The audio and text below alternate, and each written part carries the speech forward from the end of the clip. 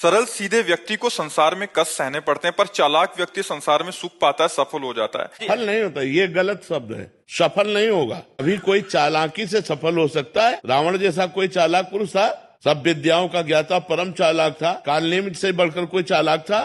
पूरी संजीवनी बूटी जैसी ही द्रोणागिरी में हर औषधि को कर दिया और साधु बनकर बैठ गए। हनुमान जी ने मार डाला, राम जी ने रावण को मार डाला, रहा न को कुल रोवन हारा। चालाक पुरुष सफल कैसे हो सकता? नहीं, सीधा सरल पुरुष कष्ट पा सकता है, पर सफल सीधा और सरल सच्चाई पर चलने वाला हो। जैसे धर्मराज युधिष्ठिर बिल्कुल सीधे थे, यहाँ तक इतने सीधे थे कि युद्ध क्षेत्र में कल कौन सी रणनीति है वो जाके दुर्योधन सीधे पूछ लेता था। भ्राताश्री कल कौन सा चक्रव्यूह रचना है वो बता देते थे। इसीलिए भगवान दो बैठक करते थे, एक युधिष्ठिर के साथ और एक युधिष्ठिर से अलग। युधिष्ठिर के साथ जो बैठक की वो चक्रव्यूह रचना ही नहीं होगी, क्योंकि वो दुर्योधन को पता हो। इतने सरल थे कि वो आके पूछ लेते, वो पूरी बात बता देते थे। तो आप देखो विनाश किसका हुआ? चतुर चालाक, जिसके साथ शकुनी, दुशासन, कर्ण, दुर्योधन के साथ इतने चालाक, चालाकी की हद थे ये लोग। तो क्या ये लोग सफल हुए?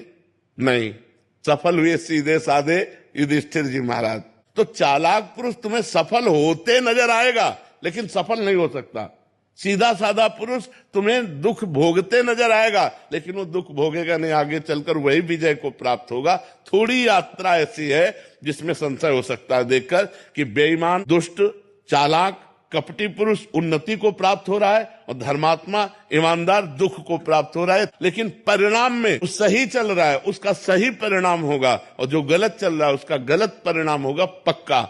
उसका पुण्य उसको साथ दे सकता है, लेकिन जो जीवन का परिणाम है वो ये पद नहीं है। मरोगे तो तुम्हारे साथ पद नहीं जाएगा, तुम्हारे साथ रुपया नहीं जाएगा, अच्छाई जाएगी, तुम्हारे सत्कर्म जाएंगे।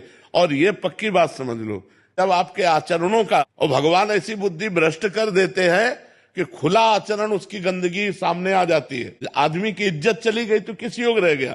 तो ये पक्का समझ लो, अच्छा पुरुष और धर्मात्मा पुरुष दुखी हो सकता है लेकिन हार नहीं सकता। विजय को वही प्राप्त होगा, ये निश्चित बात है। सामने से तो बहुत सुंदर दिखाई दे रहे और पीछे जो पाप कर रहे तो मालिक देख रहा है, उसका हिसाब मालिक करेगा। मालिक की दुकान में है सबका जीवन खाता। पाई भर का भी चूक नहीं होती हमारे मालिक से, एक एक बात का हिसाब होता है। अगर हमने अंगुली भी उठाई है तो उसका भी हिसाब है कि क्यों उठाई और कैसे उठाई। परमात्मा सबको देख रहा है, इसलिए ये मत जानो कि कोई देख नहीं रहा है, हम अच्छाई कर रहे हैं, हमें बुराई पर बुराई मिलती चली जा रही, कोई हमारे देख नहीं। परमात्मा देख रहा है। और जो एक है कि मैं छल कपट बुराई से बढ़ रहा हूं, तो देख लेना तुम नष्ट हो जाओगे।